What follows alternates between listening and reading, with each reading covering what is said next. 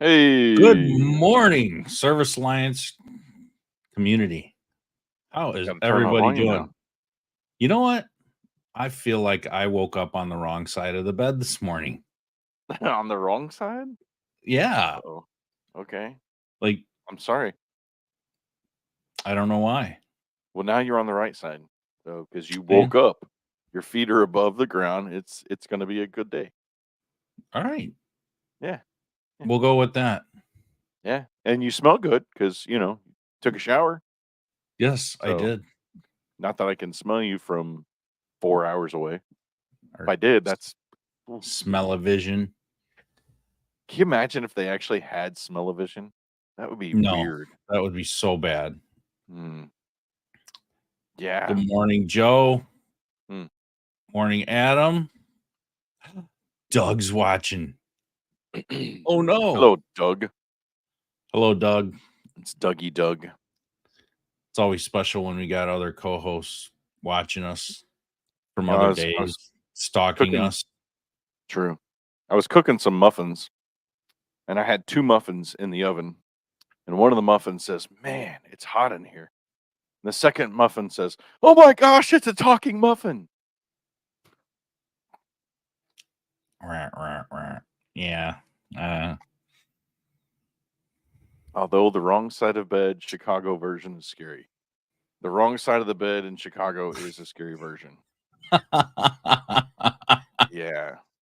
Just, that's ask just normal day for us, Doug. yeah, ask the Shelton gang about the wrong side of Chicago. You don't know who the Shelton gang is? Look them up. We've got a lot of gangsters that we had in Southern Illinois. It's pretty interesting. A lot of history in Southern Illinois. Sure. Yes, there is.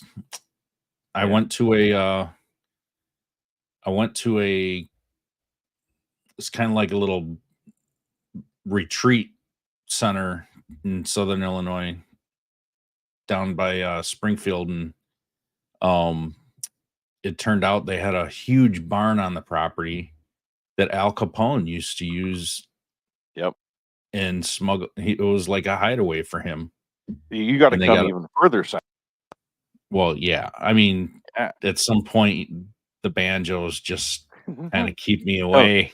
that's When I start EJ's hearing those banjos. It's EJ's territory over in Kentucky. Yeah, like we're highfalutin down here. We got wineries and distilleries that are legal. Yeah, definitely need to So visit for that. probably one of our bigger gang, like moonshiner bootlegger guys was Charlie Berger, and he was the last man to ever be hung in Illinois for his crimes. And yeah, he was hung in the Franklin County Jail in Benton, Illinois. They still have a gallows that they actually recreated, and they've got it all fenced in. But yeah, the historical society there in Franklin County has got a lot of great information. But yeah, a lot of cool. We have Bloody Williamson County. I mean, there's all kinds of really interesting books about our area. So Hmm, nice. Well, yeah, what are we talking about today? Implementing procedures to identify revenue opportunities. Everybody correct. wants more revenue. Yeah, Nobody wants to implement procedures. true.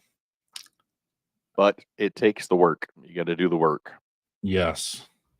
Speaking of doing the work, pay the fee. If you find anything that you like out of today, be sure to pay the fee, which is simple. Just like and share this post. Go subscribe to the channels. That's it. That's how you pay the fee. Pretty simple. Yes. We would greatly appreciate that. Yeah. All right.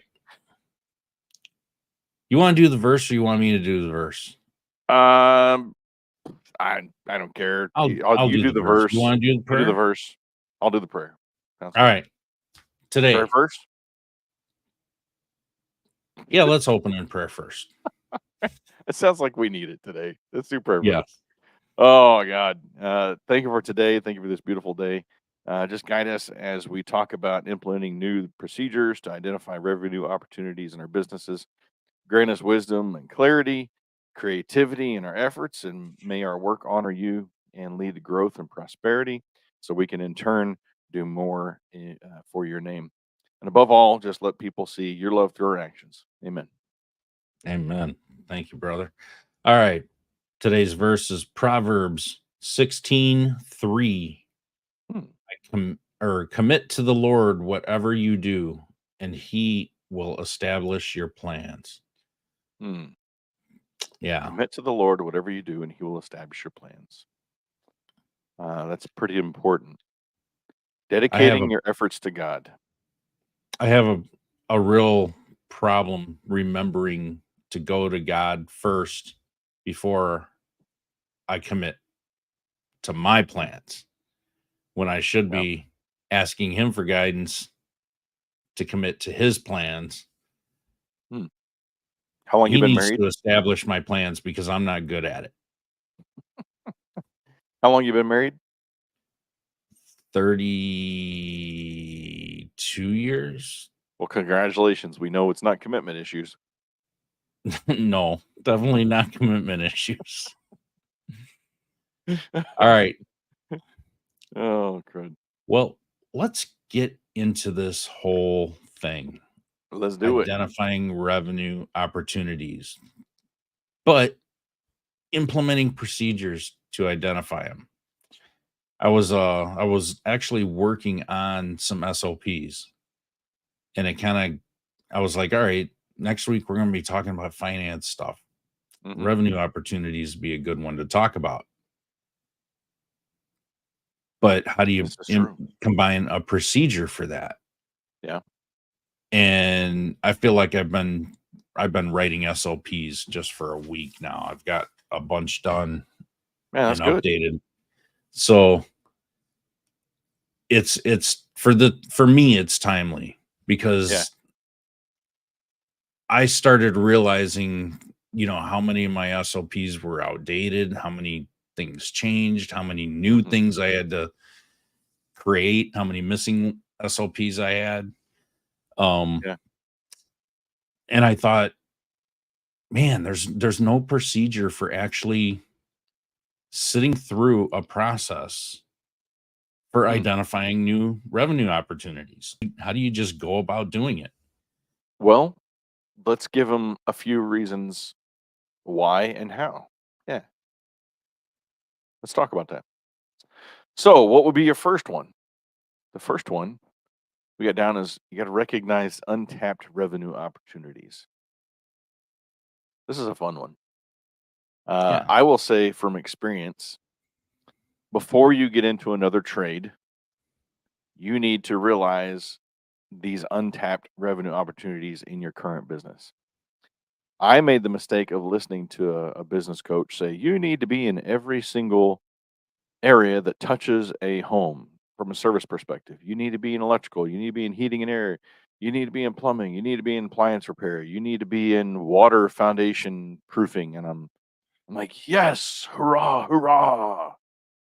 And then when it came time to put rubber to the road, I almost went bankrupt by listening to this guy. It's funny that you say that because I was just thinking this just this past Saturday. Yeah. I saw a van that was all lettered, and I'll tell you what, that dude was in every freaking home service trade that I could think of except for Yeah. pool cleaning. And I Well, was like, here's the thing. what does this guy not do? Here's the thing. The good advice that he gave me was that you should be in every home service type of business you could. The bad advice that he gave me is that you should be doing it now. Right? Literally said you should be jumping into these services now. For me, looking back in the electrical world, I had not hit a ceiling in the electrical service world. There's no reason I should be pushing through that ceiling and starting another trade until I'm 80 to 90%, in my opinion, Yeah. ready to do so, right? There was so much untapped revenue, a lot of cherry picking that I still had yet to do, right? Um, Generators, solar, even more on whole home surge protection, electrical panel. I mean, there was just so much more I could have pushed even more. So, my first tidbit of advice is before you jump into another trade, make sure you have reached every single untapped possibility in the trade you're currently in. And make sure that your business is running flawless before Yeah. you do, because going into another trade is going to be a massive disruption. Yeah, it was me and I think 1 or 2 other guys at that time, and we started heating and air. And I'm an electrician, didn't know heating and air. So guess who did all of the training and classes and certifications? Me. And guess who they expected to do all the work? Me. It's like, no, I don't have time. I've got to run a business and I've got to do electrical work. So yeah, I'll jump off my soapbox now. But if Yeah, you're an appliance repair company, are you doing dryer vent cleaning? Are you doing duct cleaning? Those are easy add-ons to your current service business. I would think possibly water filtration would be an easy add-on to the appliance world. I see that. absolutely. I see that with a lot of companies. Electricians, are you killing it with generators? If not, there's a revenue potential. Are you into solar right now? Get into solar, right? That would have been my next step, would have been getting into solar, but we got just a plethora of companies around here that are doing solar now, heating and air. We even got plumbing companies doing solar now, so yeah, it's Wow. crazy. Um, So how do you identify, what you should be doing, or what the market demands? yeah. Well, for me, I would always ask that simple question before I started turning wrenches. Hey, while I'm here, is there any other concerns that I can address for you? And they would simply I had a lot of customers would tell me, "Yeah, well, while you're here, can you take a look at this, the switch?" Or, "Hey, I was thinking about adding some lighting." I also got those other questions. "Hey, do you happen to know a good plumber? I'm having some issues with my water heater." "Oh, yeah, as a matter of fact, I do." So I would constantly listen. What are people asking me for? What are people calling our business asking for, right? And instead of me getting into the plumbing world, become an affiliate with a plumbing company, right? Or become a partner with a heating and air company. Hey, you send me work, I'm going to send you work. We can do it just that way. Or if you send me a referral, I'm going to send you $25 or $100 or 10% of whatever the invoice is, right? So there's ways that you can get into other revenue streams and partner with other companies that are doing that type of work without actually having to get into that work. Now, there's a heaviness, in my opinion, that comes with that, with those referral partners, because you got to be able to trust and like them 100% and vice versa.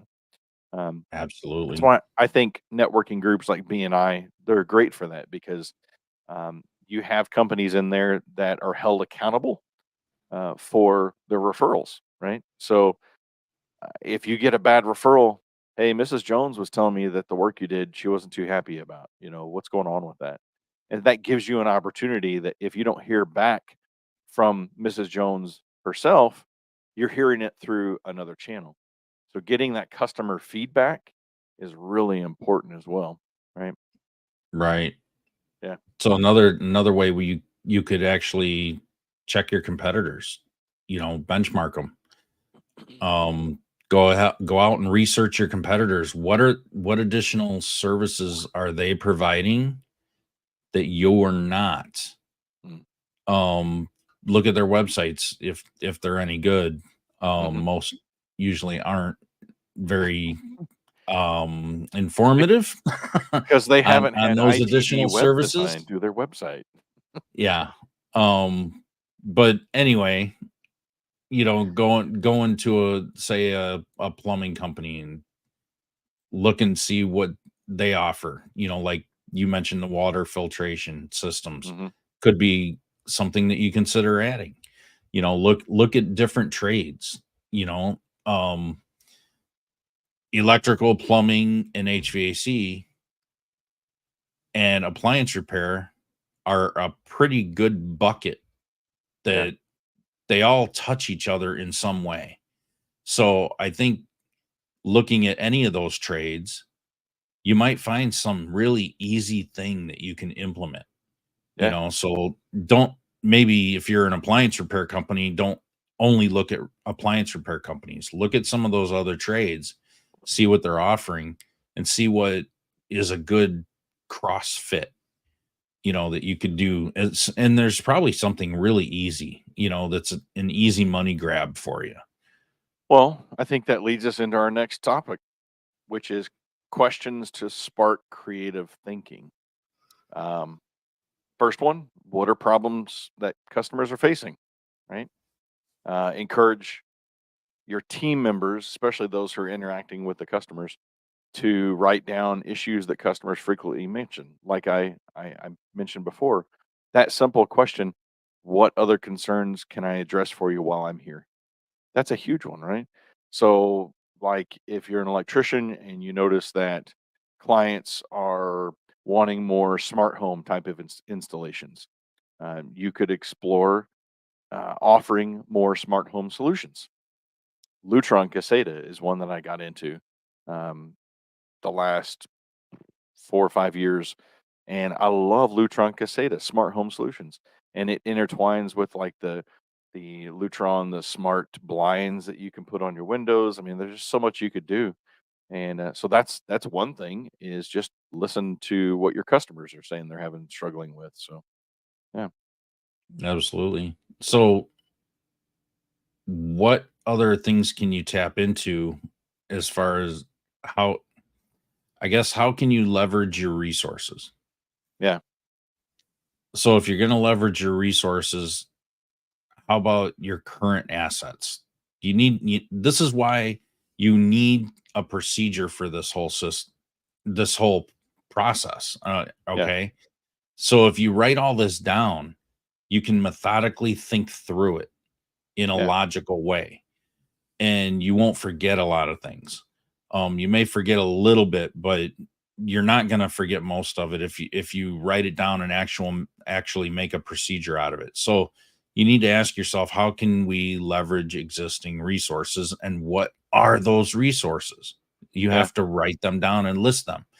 Um, I do this frequently. I was like, what do I currently have that maybe I forgot about or we don't use, things we don't use. Um, what assets, as far as, people, software, it could, talent. It could be a lot of different things that you're not using. And what can you actually, tools as well. hmm, Start writing all that stuff down and say, what, these are the things that we don't use. How can we start using them or get rid of them? yeah, Are these waste, or are they opportunities that we're kind of just not paying attention to? yeah. So, um, there's a That's lot good. of things like staff skills, the equipment. Um, what else? Your technicians. If you're a multi-tech operation, your technicians, get them involved in this process, Yeah, because you don't know what hidden abilities they may have, yeah, or skills, or, ideas that they have. And when you bring them in and make them part of the process, once you implement it, they're going yeah. to have so much more buy-in. And, because guess who's got to be in the home selling it? you Yep. know, if it's a revenue opportunity that they need to sell, and they've been a part of the process in developing this, they're going to be much more apt and open to implementing all of these ideas. Yeah. I I totally agree. I think getting your team together once a month, maybe once a quarter, if not weekly, um, just to brainstorm. Hey, what are some things that you've heard from your customers? What's some of the feedback that you've been getting? And that can open up a Pandora's box of good and bad. So you got to be able to lead that, right? As the owner, but um, getting ideas from your technicians, getting buy-in for things is huge. Definitely, for Yeah, sure. I mean, a meeting like that doesn't have to be very long either. I mean, Yeah, it's a brain dump. You should, don't try and solve everything in one meeting.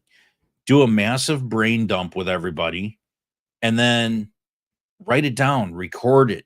You know, it's better to record the whole thing and then have a translation or transcription done of the yeah. video. And then you can use AI to summarize a complete video. Mhm. And then you've got all your ideas written down. Every idea that was just spewed out, written down. And then you can just start saying, yes, no, yes, no. This one, there's no way that would ever work, or it was a joke. You can just start swatting the flies away, as I like to say. And then you can take that and then start writing an actual plan with it. So that sounds like number 3 on our topic Yes. list. So I heard you say SWAT. So, but you did say a really good scripture in there. You didn't even notice it. Habakkuk 2:2. Write it down, right? Write the vision down, make it plain for all to Hmm. see. Anyway, yeah, preach. Developing a structured process for identifying revenue streams. That was your SWOT analysis, right? So tell us Yep. about SWOT. Strengths, weaknesses, opportunities, and threats. If you have never done this in your business, it is an eye opener. Mm, When you really, really, sometimes it's really hard to sit there and look at 4 boxes and write a list of things, yeah. and we all look at our strengths, but none of us want to look at our weaknesses, Yep. and none of us surely want to look at our threats. But once you start writing all this down, especially when you've got help, it really opens your eyes to your business and what how strong your business is, and what opportunities you have out there for making it better. Mhm. So I highly suggest you do this. Do a SWOT analysis on your business, and you don't have to do it in one sitting.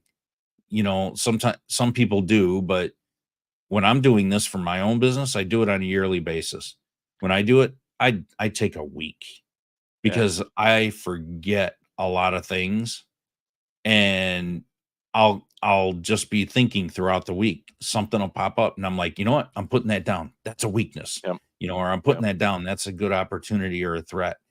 Um, and then you build You know, something out over time. one of the things we're going to talk about in this is market research. And Doug brought up a really good question here about, all Let me right, pop that up. could a marketing guy like you help us determine what percentage of the market we have and if there is more available in one area? So is there tools online that can be used There are, to but help you? that's usually more of a database type thing. Mhm. Like you guys, Jason, went with, who was it? Melissa? Yeah, Melissa Data. So And talk about that, because I think that is a better fit for what Doug's asking for. yeah. So, man, this has been years ago, but we were trying to identify how much of the market share we actually owned in our area. And it was very underwhelming at that point. We had been, um, long story short, we ended up using a company called Melissa Data. I'm sure Shana could get the information for it, but um, and what they did was they took the past 5 years of invoices that we had, and they helped to identify our like our avatar, our perfect avatar. And so it got down to, in our area, it was a 67-year-old male that had a nice primary car and a okay secondary car. Average household was about 125,000. They like to work out at the gym. Um, I mean, it was very detailed, right? So the cool thing that we was able to do with that information was we was able to take that and then identify, okay, they like to work out at a gym, so maybe we should start advertising more at local gyms. Um, so there's other areas that you can identify, like where to market and how to market. So you're not just throwing money out there, right? So yeah, it was a great program. It helped us really kind of get a good idea on our target avatar, because here where we were thinking it was this person and it was actually this person, and we had been marketing to the wrong person for several years. So we was able to refocus our marketing to the right person, right? So yeah, Yeah, it so helps maybe you you, redefine your brand voice, yeah. and who you're actually talking to. So, all Another right, go good to area, melissa.com.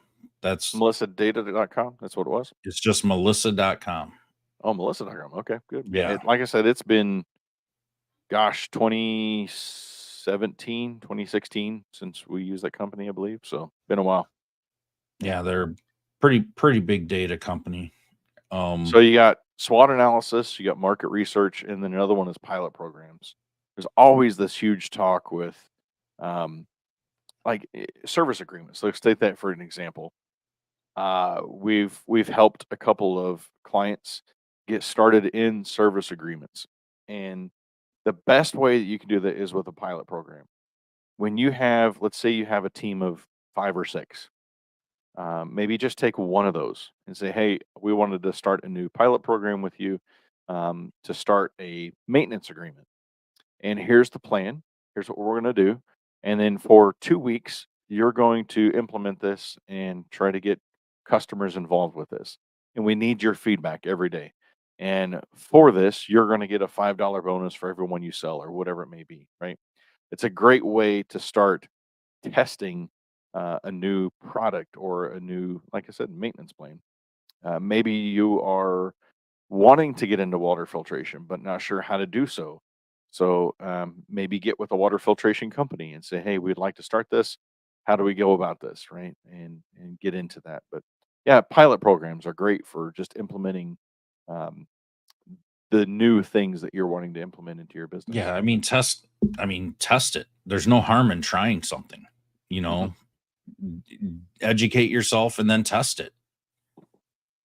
But Yeah, make sure before you test something, make sure your business is running good.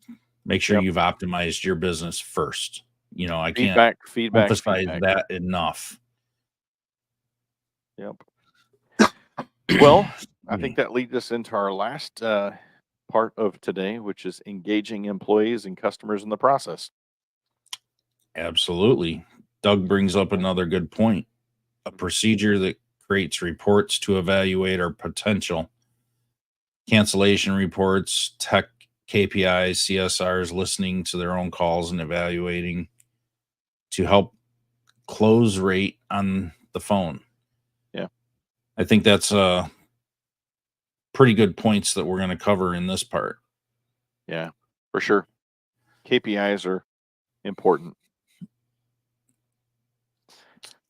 Sorry, just So reading. how do um so gather employee insights. Like I said, encourage your employees to share their observations and ideas. Frontline staff like techs often see opportunities firsthand. Um you could even have if you're in an area that you have a really good relationship with your customers, Mhm. you can actually form a customer advisory panel and ask them to be a part of it. Yep. You know, it may seem awkward to ask a customer. Your customer is actually probably going to be flattered that they're going to be able to help make your business better, Yeah. and improve something somewhere and be a part of it, and that you actually thought of them to be an advisor to your Yeah. business, even though they're not a business owner, right? So you can form these with your really loyal customers that have done business with you. They're going to know what you've done right and what you've done wrong, Mhm. and they're going to be a little more apt to be open with you. Yeah. I believe so in most cases. Um, but it's good to get that feedback. But you need enough of those people, enough of those customers to be on that panel Yeah. so that you can reach out, and you don't have to get together in the same room. You can just pick up the phone and talk to them one by one, Mhm. but make sure that you do that because that feedback can be invaluable to your Yeah. business. And And incentivizing them. it's one of those things where, you know, we don't see our own flaws. Mhm. No matter how much we look in the mirror, we can't see our own flaws, but everybody else sees them really clear. And that's what you're doing. You're opening the door. And the biggest thing is Speaking when of you doors, is that somebody at your front door? yes, my wife and daughter are leaving for work. Um, but Good timing. yeah, when you keep in mind when you open those doors and ask for that feedback, if you get negative feedback, remember this is what you asked for.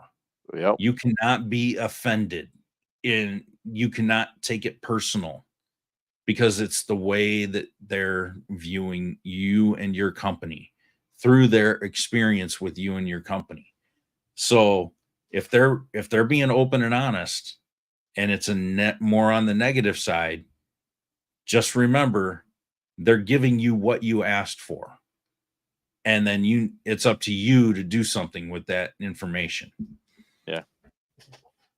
So advisory panels from customers, and then you could also do somewhat of an advisory panel with your technicians, or Mhm. make incentive ideals. So let's say a technician comes in and they've got a new ideal of um, offering a new service that ends up being profitable. Make sure to offer them a bonus or recognition for bringing that. Uh, Wi-Fi thermostats, huge deal. I still use my Wi-Fi thermostat today. I love my Wi-Fi. I wish I could put every single one of my heating and air systems on Wi-Fi thermostat. But out here in our office, we're all mini split systems. So ductless systems. It's like, okay, one, two, three. We've got several of them, so it would be a little expensive right now. But that was the thing, right? Wi-Fi thermostats, um, all kinds of stuff you can think of to incentivize um, team members for bringing ideals to you if they turn out to be profitable. So, yeah. All right, so let's wrap this up. Oh, we got a bonus one. I Number know. 5. Yeah. So measuring success and adjusting accordingly. This goes Bonus. along with what Doug was talking about earlier and what I was talking about testing things out. You can't test something if you don't really benchmark it and measure it. Because how are you going to know whether it's really successful or not? Even if it's incrementally successful. You may think that something is a failure, however, it's an incremental success. Mm, But since you don't see massive change and massive improvements or massive money coming in, you may automatically discard it and think it's not worth it. But over time, it could bring a lot of money in. yeah. So, having some key performance indicators and KPIs set up to measure these things is key. Yeah. So, establish your KPIs to measure the success of the new services and check the additional revenue that comes in. Also, I think it's good to actually track the impact it's making on your workload and your Mhm. staff because there's got to be some balance between revenue and workload. So it has the reward has to outweigh the risk. So you need to make sure that you I guess measure multiple things here. um, and also get feedback throughout the process of doing this, what with your customers or your staff or both, and then get that feedback on a regular schedule and check-ins and do it, bi-weekly, by maybe every month, bi-monthly, quarterly, whatever it takes to review the performance of your new revenue channels. um 1000%. yeah, I let's like it. see. The feedback loop, right? So all this comes down to your KPIs, regular feedback, in that feedback loop, just continuously getting feedback from your customers, getting feedback from your employees. It's just this continuous loop that always um, keeps you moving, keeps you going. It's a beautiful thing. Yeah. Yeah. So develop your SOP for identifying additional revenue channels, and that wraps things up. Yeah. I want to give a quick little shout out real quick. I got a new blog coming out tomorrow, and it kind of rolls along with some of this. And it's called Top 5 Frustrating Challenges Home Service Businesses Face. So there's a little, if you'll show that real quick. Uh, the link to the blog will be right here. Or you can just go to myofficehelp.com, click the blog tag tab. Oh my gosh, I can't talk. Ugh. You know what Confucius say about that, right? Confucius No, say, "Man who stand on toilet is high on pot." absolutely. So yeah, not blog. But yeah, check that blog out. And Make sure you check out Jason's new blob. blob, It's going to be a really good one. it's going to be great, but it's going to be a huge blob. And also, All right, hey, everybody. I'm going to put a plug in there for Mike too. You know, we talked about websites and stuff today. If it wasn't for Mike, I wouldn't be able to have a great blob. So, I'm glad to be Mike, part of your blobbing yeah, experience. Mike was really instrumental on helping me understand the importance of blobs and the SEO portion of blobs and how to make your blob even more SEO friendly. So when I first started writing blogs, I was like 17, 18 out of 100. And that wasn't me, by the way. That had to have been Shana. And so now my first draft is usually around a 75 to 80. And then with the key optimization stuff in there, I'm getting in that 80 plus now out of 100, which is really awesome. So that's all thanks to Mike and Tom Harness as well for helping me understand the importance of this stuff. So anyway, go check it out. Well, And then hire Mike to redesign your website because you need it. well, thank you for that. All right, everybody. We'll see All you right. next week, next Tuesday. Have a great week. Oh my gosh. Have a great